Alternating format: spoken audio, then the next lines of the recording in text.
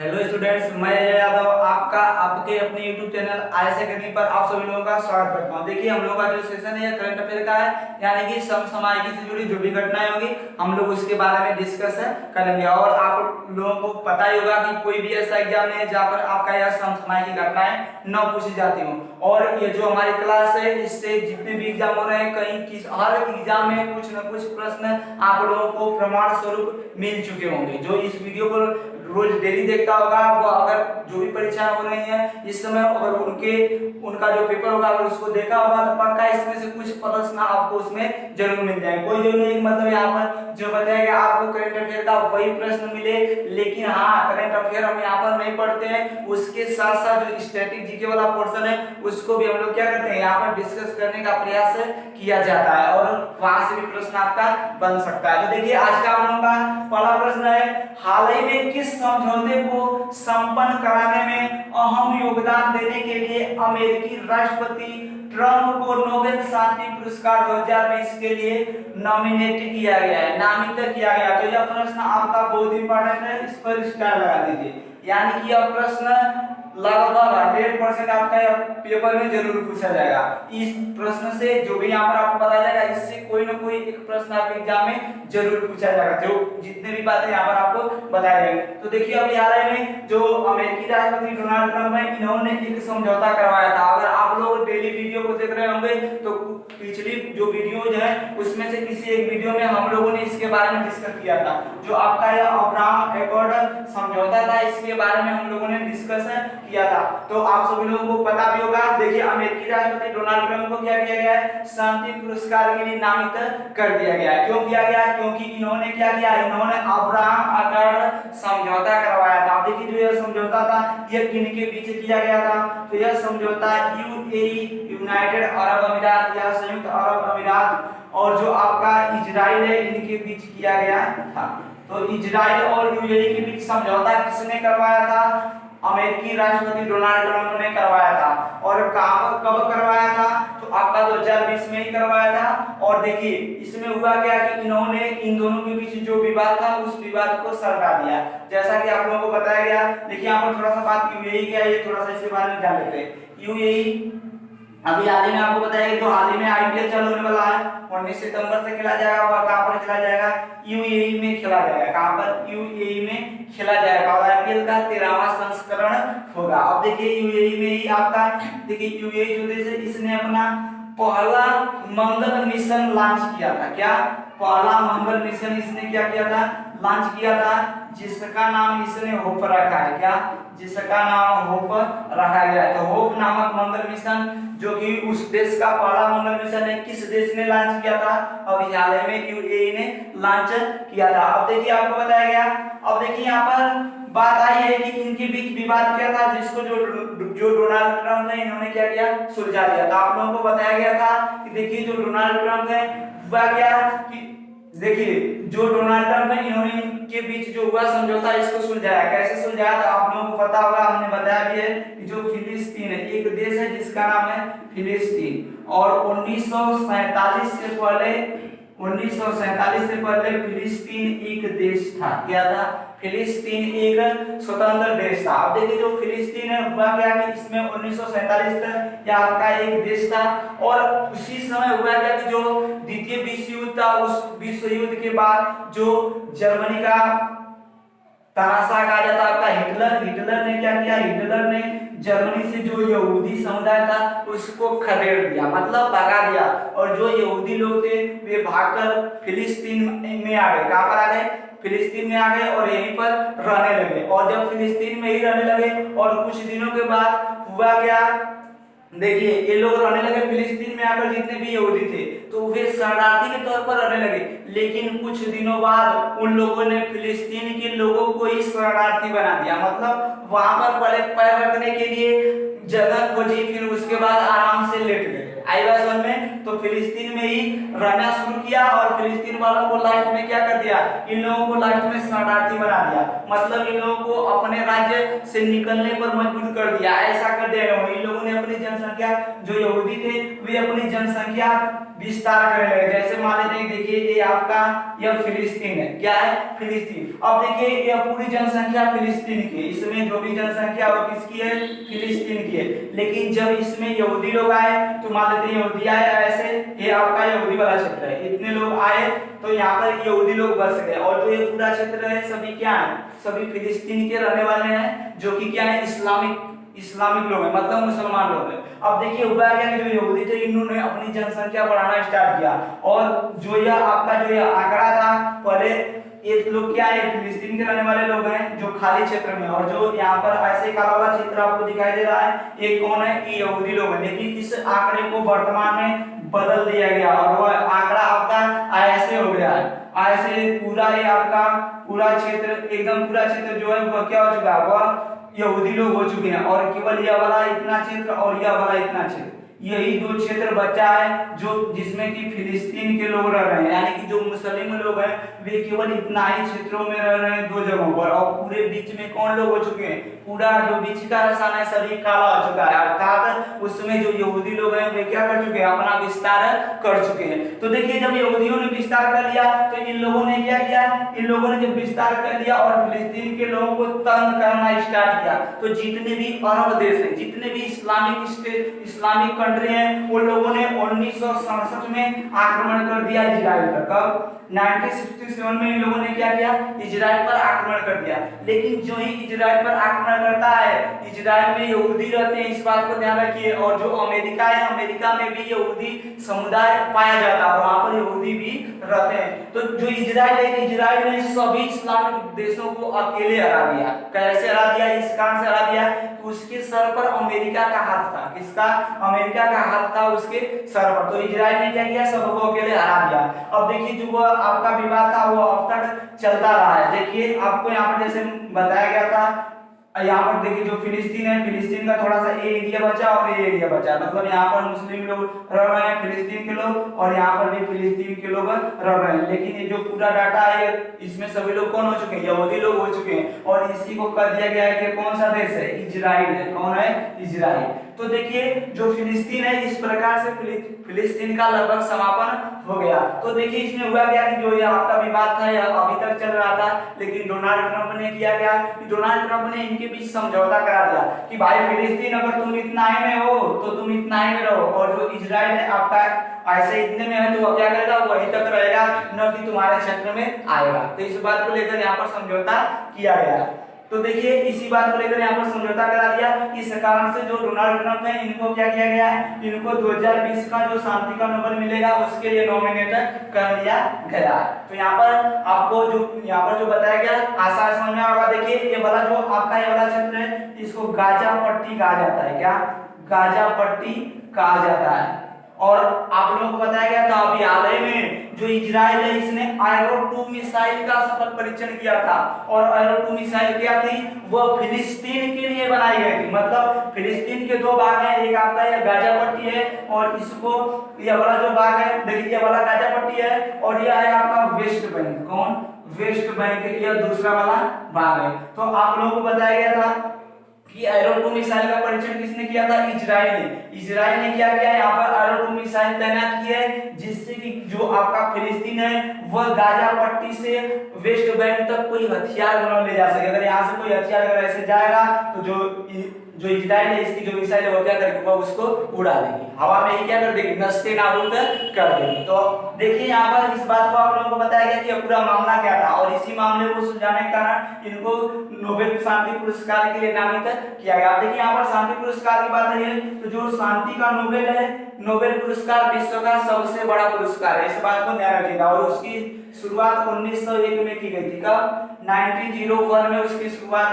की गई थी। अब देखिए 1901 में की गई थी और 2020 के लिए नामित किसे किया गया, डोनाल्ड ट्रंप को। 2019 का किसे मिला है, तो 2019 का जो शांति का नोबेल है वह अबी अहमद अली को मिला है। इनको अबी अहमद अली को दिया गया है। तो अबी अहमद अली को 2019 का शांति का नोबेल दिया गया। क्यों दिया गया, क्योंकि इन्होंने 22 वर्ष से लगातार एक आपका विवाद, सीमा को लेकर विवाद चल रहा था। ये कहाँ के प्रधानमंत्री हैं, तो देखिए जो अबी अहमद अली हैं ये प्रधानमंत्री हैं इथियोपिया के। कहाँ के, इथियोपिया के क्या है प्रधानमंत्री। तो जो इथियोपिया देश है वहां पर हुआ क्या कि इथियोपिया और एक देश है इरिट्रिया, एक देश कौन सा है इरिट्रिया नामक एक देश है, इन दोनों के बीच 22 वर्षों से जो विवाद था उस विवाद को सुलझा दिया किसने अभी अहमद अली ने। इस कारण से इनको 2019 का शांति का नोबेल दिया गया था। और एक बात ध्यान रखिए जो नोबेल पुरस्कार है 6 क्षेत्रों में दिया जाता है, लेकिन यह शांति का जो नोबेल है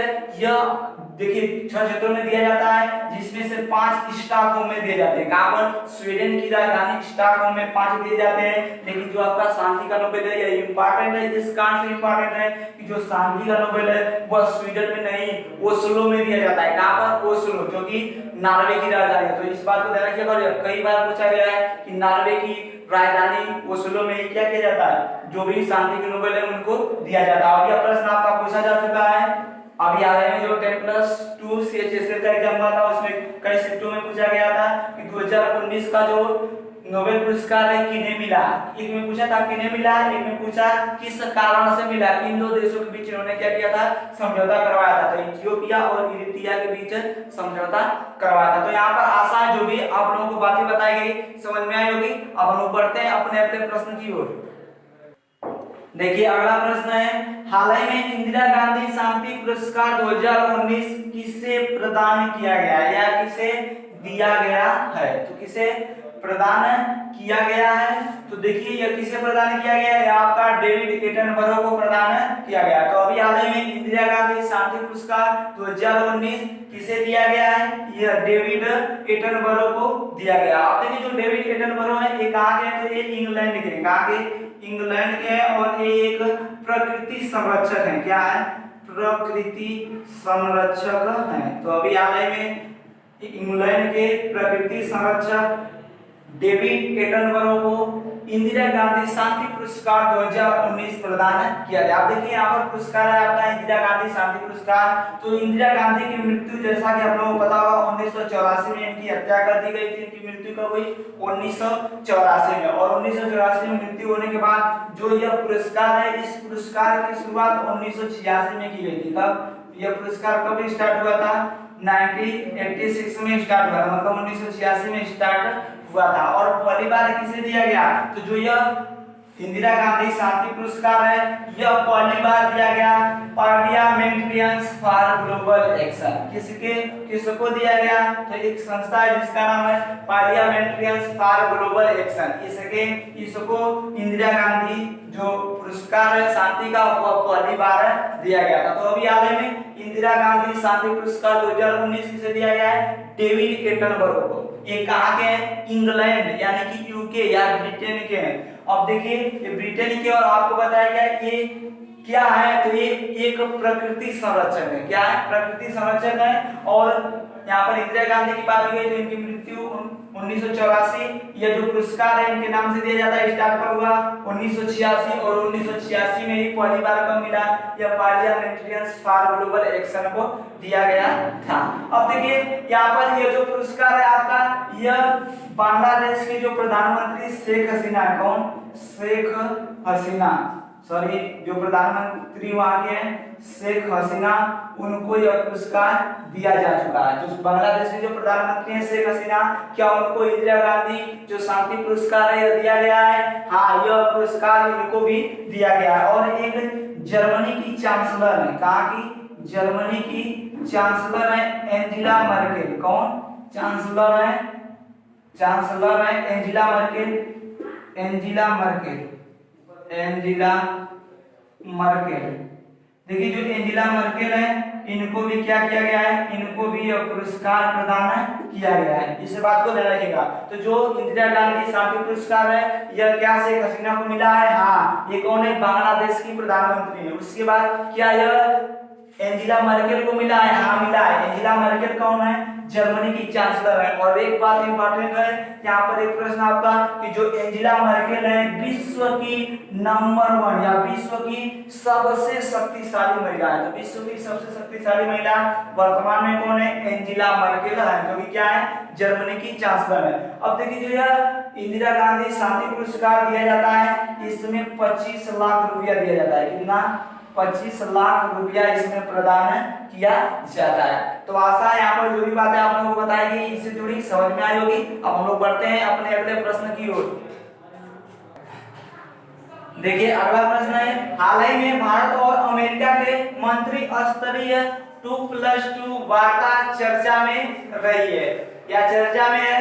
2020 में आयोजित होने वाली यह वार्ता कौन सी वार्ता होगी, यानी किस नंबर की वार्ता होगी। तो देखिए जो मंत्री स्तरीय 2+2 वार्ता चर्चा में है जो कि भारत और अमेरिका के बीच आयोजित की जाएगी, कब या किस नंबर की है, तो यह आपकी तृतीय मंत्री स्तरीय 2+2 वार्ता है। अब देखिए यहाँ पर 2+2 वार्ता जो है इसका मतलब क्या होता है, ऐसे कॉन्सेप्ट को समझते हैं। देखिए 2+2 वार्ता का मतलब यह है कि इसमें भारत की तरफ से भी 2 लोग पार्टिसिपेट करेंगे और अमेरिका की तरफ से भी 2 लोग पार्टिसिपेट करेंगे। और कौन कौन लोग पार्टिसिपेट करेंगे, भाग लेंगे, उसके बारे में बताया जाएगा।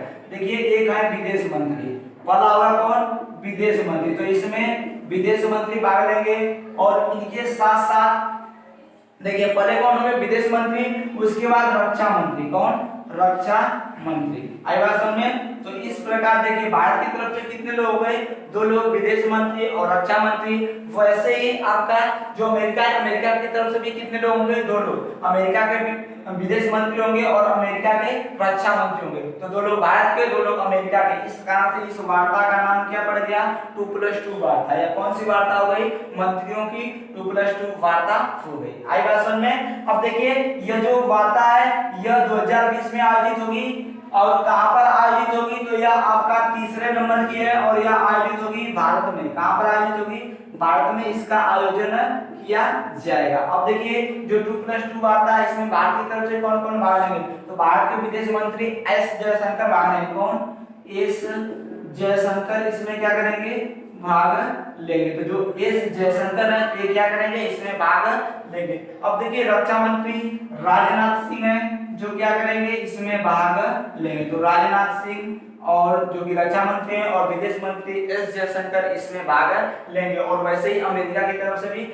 उसके विदेश मंत्री और रक्षा मंत्री भाग लेंगे। आएगा समझ में। अब देखिए जो यह तीसरी वार्ता है कहां पर की जाएगी, भारत में की जाएगी। लेकिन जो यह वार्ता है 2+2 वार्ता, यह भारत और अमेरिका के बीच कब स्टार्ट की गई थी, शुरू कब हुई थी। तो देखिए जो यह 2+2 वार्ता है यह भारत और अमेरिका के बीच 2018 में स्टार्ट हुई थी। मतलब पहली 2+2 वार्ता जो फर्स्ट नंबर की 2+2 वार्ता थी वह कब की गई थी, तो वह 2018 में आयोजित की गई थी। और कहां पर आयोजित की गई थी, तो 2018 में दिल्ली के अंदर आयोजित की गई थी। कहां पर, दिल्ली के अंदर आयोजित की गई थी। अब देखिए दिल्ली के अंदर जब आयोजित की गई पहली, तो उस समय एक आपका रिकॉर्ड बना और रिकॉर्ड ये बना कि उस समय क्या है कि भारत की तरफ से जितने लोग भाग लेंगे, मतलब भारत की तरफ से कितने लोग भाग लेंगे, 2 ही लोग भाग लेंगे, आपके विदेश मंत्री और रक्षा मंत्री। तो उस समय जो भारत के विदेश मंत्री और रक्षा मंत्री थी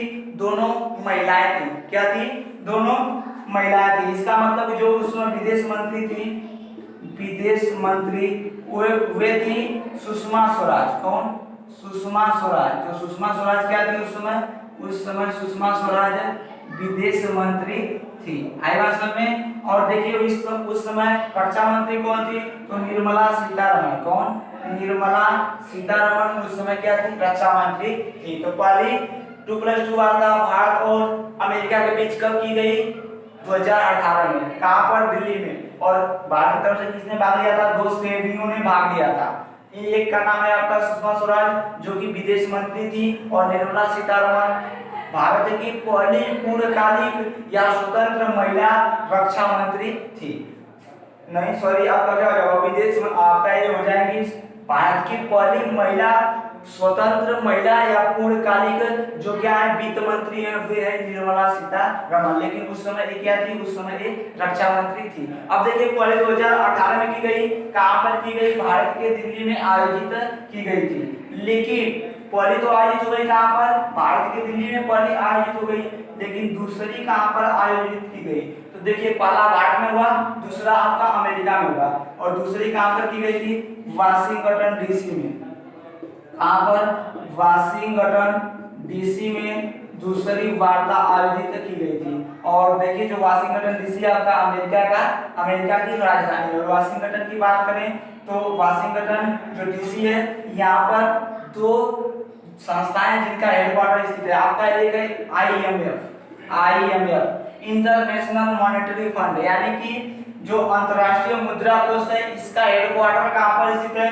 वाशिंगटन डीसी में स्थित है, जो कि अमेरिका की राजधानी है। और यहीं पर वर्ल्ड बैंक यानी कि विश्व बैंक का भी मुख्यालय कहाँ पर स्थित है? वह भी वाशिंगटन डीसी में स्थित है। और जो वाशिंगटन डीसी है, यह पोटामैक नदी के किनारे स्थित है। किस नदी के किनारे? पोटामैक नदी के किनारे स्थित है। अब देखिए यहीं पर दूसरी वार्ता 2+2 वार्ता आयोजित की गई थी। और कब आयोजित की गई थी? 2019 में। कब? 2019 में की गई थी। और भारत की तरफ से उसमें किसने भाग लिया था? तो भारत की तरफ से एस जयशंकर और राजनाथ सिंह, इन दो लोगों ने क्या किया था? उसमें भाग लिया था। और तीसरी कहां पर होगी? तीसरी आपका फिर से भारत में होगी। देखिए पहली भारत में, दूसरी अमेरिका की, तीसरी कहां पर होगी? भारत में होगी। 2+2 वार्ता। और इसमें भी कितने लोग भाग लेंगे? रक्षा मंत्री और विदेश मंत्री। इस बात को ध्यान रखिएगा। तो देखिए यहाँ पर एक प्रश्न आपका आता है कि क्या भारत कई देशों के साथ 2+2 वार्ता करता है? हाँ, भारत 2 देशों के साथ 2+2 वार्ता जारी करता है। मतलब भारत और कितने देशों के बीच 2+2 वार्ता होती है? तो भारत के अलावा, भारत किससे करता है? अमेरिका के अलावा जापान से भी करता है। किससे? जापान से। तो इस बात को ध्यान रखिएगा, जापान के साथ 2+2 वार्ता कितनी बार हुई है? केवल एक बार हुई है। कब? एक बार 2019 में पहली बार की गई थी। जापान के साथ भारत में पहली बार 2+2 वार्ता कब की थी? 2019 में। और केवल एक ही बार हुआ है 2020 में, हो सकता है। आई बात समझ में? और जो अमेरिका के साथ 2 बार किया गया है, लेकिन तीसरे का आयोजन कहां पर किया जाएगा? भारत में अभी हाल ही में किया जाएगा। तो आशा है यहाँ पर जो भी बातें आप लोगों को बताई गई समझ में आई होगी। अब हम बढ़ते हैं अपने अगले प्रश्न की ओर। देखिए अगला प्रश्न है, हाल ही में जारी बाल मृत्यु दर के स्तर एवं रुझान रिपोर्ट 2020 के अनुसार पिछले वर्ष किन दो देशों में 5 वर्ष से कम आयु के 1/3 बच्चों की मृत्यु हुई है? तो आपको बताना है यहाँ पर कि अभी हाल ही में एक रिपोर्ट जारी की गई है। उस रिपोर्ट का नाम है बाल मृत्यु दर के स्तर एवं रुझान रिपोर्ट 2020। और इसके अनुसार पिछले वर्ष किन 2 देशों में 5 वर्ष से कम आयु के 1/3 बच्चों की मृत्यु हुई है? तो देखिए वे देश हैं आपके भारत और नाइजीरिया। तो भारत और नाइजीरिया जो देश है, इन दोनों के बीच 1/3 मतलब इन दोनों में जो 5 से कम आयु के जो बच्चों की मृत्यु हो रही है पूरे विश्व में, उसमें से 1/3 कहाँ के हैं? भारत और नाइजीरिया के। मतलब पूरे विश्व में अगर 100 बच्चों की मृत्यु हो रही है तो 100 का 1/3 कहाँ से प्राप्त हो रहे हैं? 100 का 1/3 केवल 2 देश से मिल रहे हैं और उनका नाम क्या है? भारत और नाइजीरिया। तो भारत और नाइजीरिया आपका सही आंसर होगा। भारत और नाइजीरिया में क्या हो रहा है? पूरे जो भी विश्व में जितने भी आपके बच्चे मर रहे हैं, बच्चों की मृत्यु हो रही है, उसका 1/3 भाग या 1/3 बच्चे कहाँ पर मर रहे हैं? आपका भारत और नाइजीरिया के मध्य ये जो दोनों देश हैं, इन दोनों के बच्चों की मृत्यु हो जा रही है। अब देखिए जो यह बाल मृत्यु दर के स्तर एवं रुझान रिपोर्ट 2020 है, इस रिपोर्ट को जारी किसने किया है? तो इस रिपोर्ट को जारी किया है यूएनओ ने। किसने? यूएनओ ने क्या किया? इस रिपोर्ट को जारी किया। और यूएनओ के द्वारा यह रिपोर्ट जारी की गई है कि भारत और नाइजीरिया 2 ऐसे देश हैं जिनमें 5 वर्ष से कम आयु के बच्चों की मृत्यु दर क्या है? पूरे विश्व की तुलना में पूरे विश्व का 1/3 है।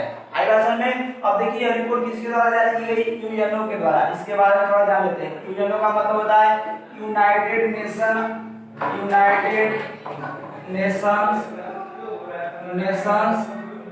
ऑर्गेनाइजेशन। क्या होगा? यूनाइटेड नेशंस ऑर्गेनाइजेशन, या इसको हम कहते हैं संयुक्त राष्ट्र संघ। क्या कहा जाता है?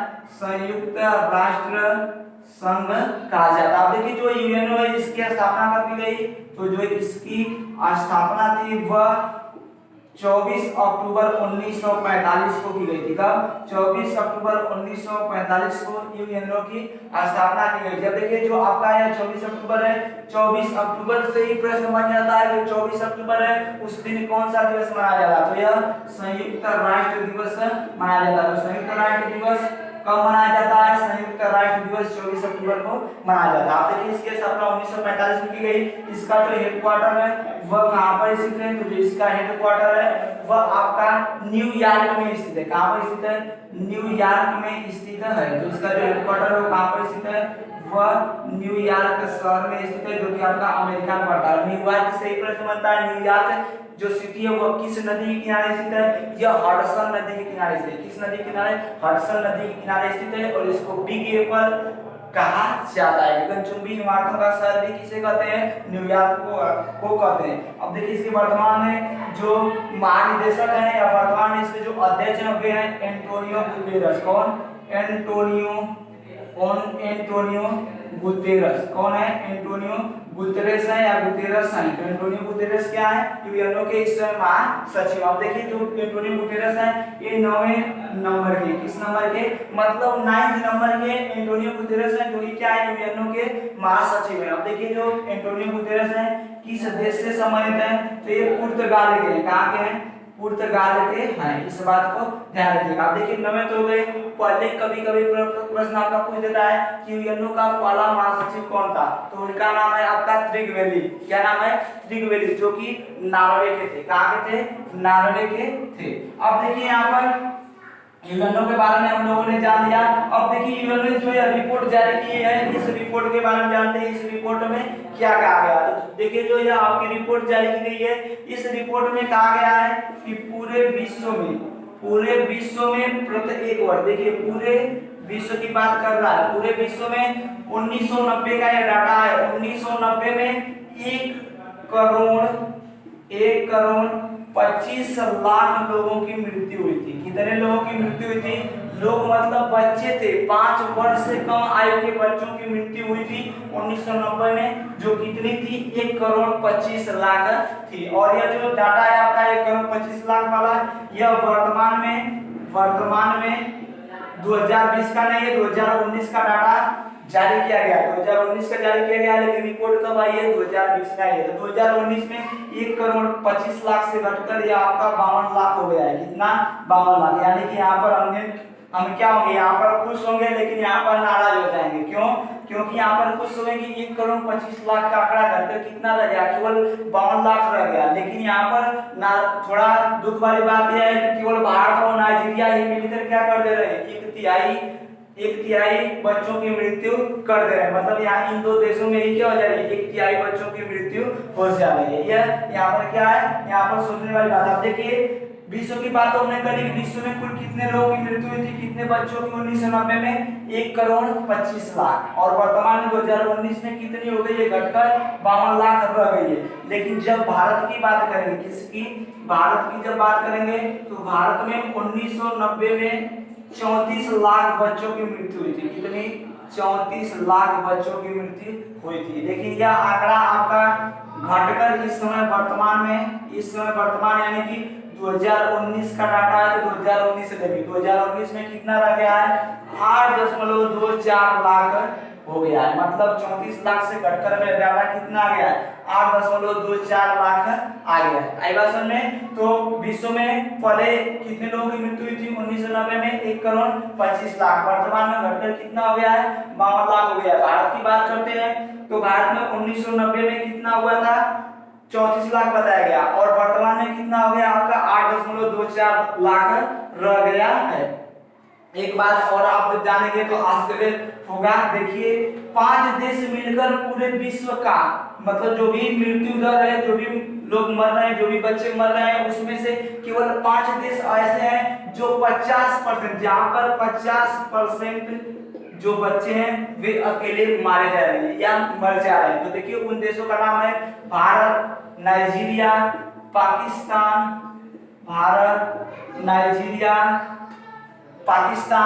कांगो, इथियोपिया, ये 5 देश हैं जहां पर क्या हो जा रहा है, इन्हीं 5 देशों में लगभग 50% बच्चों की मृत्यु हो जा रही है। कितने बच्चों की? लगभग 50% बच्चों की मृत्यु हो जा रही है। तो अभी हाल ही में यूएनओ ने क्या किया, यूएनओ ने बाल मृत्यु दर के स्तर एवं रुझान रिपोर्ट 2020 जारी की है, जिसमें कहा गया है कि भारत और नाइजीरिया पूरे विश्व का जो भी बच्चों की पूरे विश्व में मृत्यु हो रही है उसका 1/3 मृत्यु कहाँ पर हो रही है?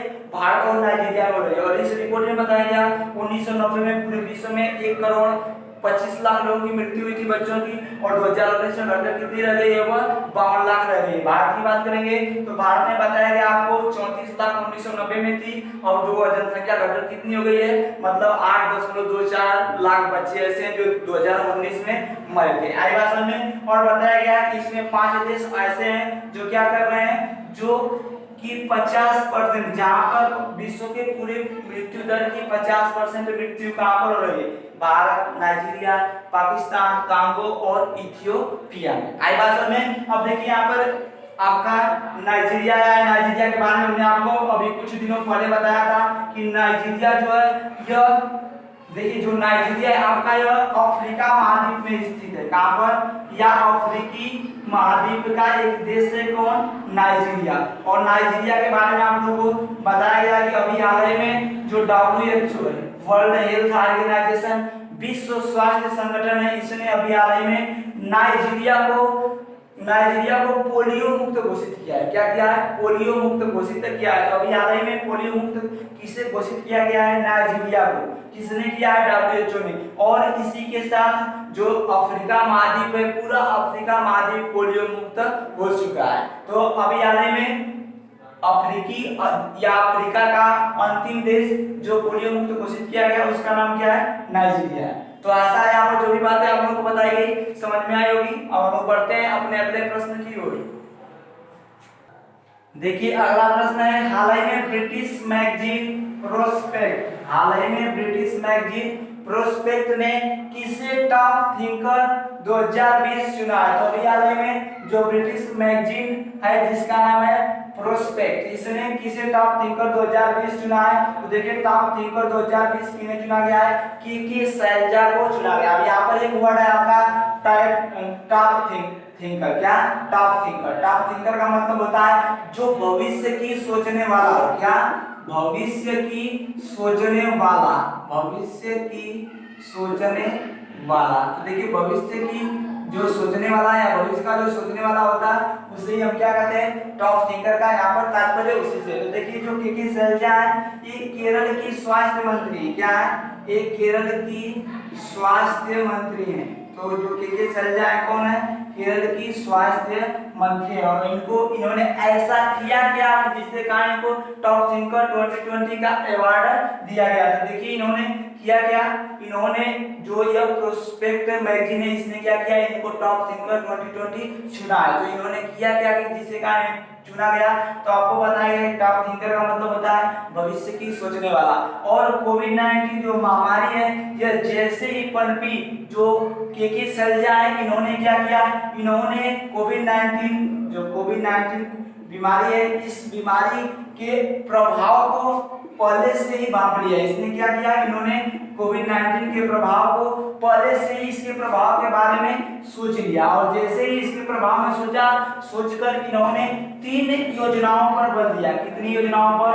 3 योजनाओं पर बल दिया या 3 बातों पर बल दिया। कितनी बातों पर? 3 बातों पर बल दिया। अब देखिए जैसा कि आप लोगों को पता होगा कि भारत में पहला कोरोना मरीज कहां पर मिला था, या पहला कोरोना का केस कहां पर पाया गया था? केरल में। भारत में पहला कोविड-19 का केस केरल में पाया गया था, लेकिन पहली मृत्यु कहां पर हुई थी? कर्नाटक में हुई थी। कहां पर? कर्नाटक में। लेकिन पहला जो केस था वह केरल में पाया गया था। तो जैसे ही केरल में आपका यह केस पाया गया कोविड-19 का, वैसे ही वहां की जो स्वास्थ्य मंत्री हैं के शैलजा, इन्होंने क्या किया, इन्होंने तुरंत जो कोविड-19 है इसके भविष्य में इसके प्रभाव को सोचा और इसके प्रभाव को आंकते हुए इन्होंने 3 नीतियों पर बल दिया। और वे 3 नीतियां हैं, 3 नीतियों पर इन्होंने क्या किया, इन्होंने 3 नीतियों पर बल दिया। पहली नीति थी आपका टेस्ट। क्या? टेस्ट। दूसरी नीति थी ट्रैक। क्या ट्रेस, दूसरी विधि क्या थी ट्रेस थी, पहली टेस्ट दूसरी ट्रेस ट्रेस और तीसरी थी आइसोलेट, क्या आइसोलेट। तो जो के सलजा जो कि केरल के स्वास्थ्य मंत्री हैं, इन्होंने कोविड-19 के प्रभाव को भांपते हुए 3 नीतियों पर बल दिया, टेस्ट ट्रेस और आइसोलेट। इसका मतलब यह है कि जितने भी लोग वो आए सभी लोगों का क्या किया जाए टेस्ट किया जाए और टेस्ट करने के बाद उनको ट्रेस किया जाए, मतलब उनको कहां पर वे कैसे हैं कितने लोग हैं उनकी जनसंख्या को आंका जाए या उनको पहचाना जाए। तो पहले क्या किया जाए टेस्ट किया जाए और जो भी लोग हैं उनको पहचाना जाए। अगर वे कोविड-19 पॉजिटिव पाए जाते हैं तब उनको आइसोलेट किया जाए।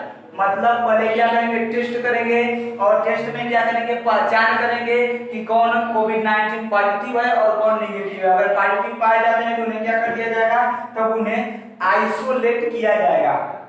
आइसोलेट का मतलब होता है अलग थलग, क्या अलग थलग, मतलब उनको क्या किया जाएगा अलग अलग स्थानों पर रखा जाएगा। तो टॉप थिंकर 2020 किसे चुना गया है केरल की स्वास्थ्य मंत्री के सलजा को चुना गया है। क्यों? क्योंकि इन्होंने क्या किया कोविड-19 जो बीमारी है इसके प्रभाव को पहले ही आंक लिया भांप लिया और इस कारण से उन्होंने टेस्ट ट्रेस और आइसोलेट 3 नीतियों पर बल दिया, जिसके कारण जो केरल है उसमें क्या हो चुका उसमें आपका पहला केस यहीं पर देखा गया, फिर भी केरल में उतनी बड़े स्तर पर यह कोविड-19 की महामारी जो है वह नहीं पनप पाई। इस कारण से जो ब्रिटिश मैगजीन है इन्हें क्या कर दिया, ब्रिटिश मैगजीन का नाम है प्रोस्पेक्ट, इसने क्या किया टॉप थिंकर 2020 ने चुन लिया। अब देखिए इसमें दूसरे स्थान पर कौन है, तो इसमें दूसरे स्थान पर है न्यूजीलैंड की प्रधानमंत्री। कहां की? न्यूजीलैंड की प्रधानमंत्री जेसिंडा अर्डेन। कौन? Jacinda Arden. तो न्यूजीलैंड की प्रधानमंत्री जेसिंडा अर्डेन किस नंबर पर है? दूसरे स्थान पर है। तो टॉप थिंकर की जो लिस्ट है 2020 इसमें पहले स्थान पर के सलजा हैं जो कि केरल की स्वास्थ्य मंत्री और दूसरा स्थान किनको मिला है जेसिंडा अर्डेन को मिला है जो कि क्या है न्यूजीलैंड की प्रधानमंत्री हैं। और हमने आपको जब जो न्यूजीलैंड की प्रधानमंत्री जेसिंडा अर्डेन है इन्होंने क्या किया था सबसे पहले न्यूजीलैंड को घोषित किया था कोरोना मुक्त घोषित किया था, तो भी आपके बारे में हमने क्या किया था इनके बारे में आप लोगों को बताया था। फिर बहुत से मामले आए जिसके कारण ये संज्ञान में आ गई, लेकिन जेसिंडा अर्डेन क्या है इस लिस्ट में दूसरे स्थान पर है। पहले पर कौन है के सलजा जो कि केरल की स्वास्थ्य मंत्री है। तो आशा है यहाँ पर जो भी बातें आप लोगों को बताई गई समझ में आ रही। देखिए यहाँ पर जो भी कंटेंट बताए जाते हैं आपके एग्जाम के थ्रू आपको बताए जाते हैं। हमारा जो भी प्रयास करता है प्रयास कर रहता है कि हम क्या करें केवल करंट वाला पोर्शन ही न लेकर चले, उसके साथ जो भी इससे पॉइंट बन सकते हैं उन पॉइंटों के बारे में डिस्कस किया जाए। अब देखिए ये कहाँ की है केरल की है, केरल के बारे में थोड़ा सा बात कर लेते हैं। केरल की राजधानी त्रिवेंद्रम है। कहाँ पर? त्रिवेंद्रम है या तिरुवनंतपुरम है, त्रिवेंद्रम या तिरुवनंतपुरम। इसके जो वर्तमान में सीएम है पिनराई विजयन है या पी विजयन है। कौन? पी विजयन या पिनराई विजयन इसके मुख्यमंत्री हैं। इसके गवर्नर यानी कि राज्यपाल कौन है? तो इसकी राज्यपाल है आरिफ मोहम्मद खान। कौन? आरिफ मोहम्मद खान इससे क्या है इसके गवर्नर हैं। और देखिए जो पेरियार वन्यजीव अभ्यारण्य है पेरियार वन्यजीव अभ्यारण्य जो है वह कहाँ पर स्थित है? वह आपका केरल में स्थित है और केरल में ही ये घाटी स्थित है शांत घाटी। शांत घाटी कहाँ पर स्थित है? केरल में। जब शांत घाटी की बात आए तो एक और इसकी मतलब सखी है चाहे जो कुछ भी कर लीजिए इसके साथ आनी चाहिए, वो है फूलों की घाटी। तो फूलों की घाटी उत्तराखंड में, लेकिन साइलेंट वैली या शांत घाटी केरल में स्थित है। आएगा समझ में? तो ये आशा है यहाँ पर जो भी बातें आप लोग को बताइए समझ में आई होगी। अगर जो भी बातें बताएंगे आपको अच्छी लगी हो कंटेंट अच्छे लगे हो तो वीडियो को लाइक शेयर और चैनल को सब्सक्राइब जरूर करें। इस वीडियो को देखने के लिए आप सभी लोगों का धन्यवाद।